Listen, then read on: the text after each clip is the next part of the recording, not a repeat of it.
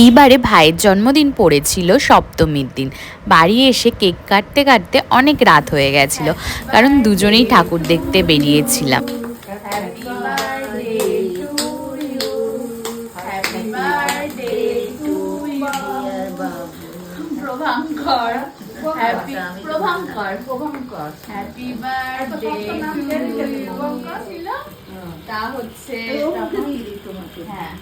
ছবি নিয়ে আমার মুখে দে তা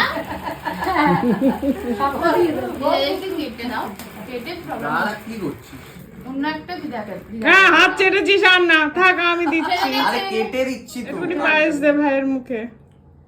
তোমার দিতে হয়, ভাইয়ের মুখে ও দেবে কেন? আচ্ছা আমি যাচ্ছি।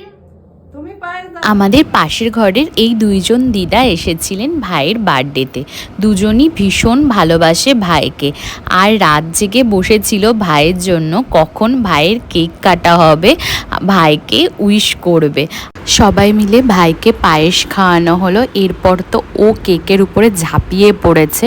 ওর ভীষণ ফেভারিট চকলেট কেক ও নিজেই পছন্দ করেছে, আমাকে বলে দিয়েছে দিদিভাই তুই এটাই নিয়ে আসবি, সেটাই ওর জন্য নিয়ে আসা হয়েছে।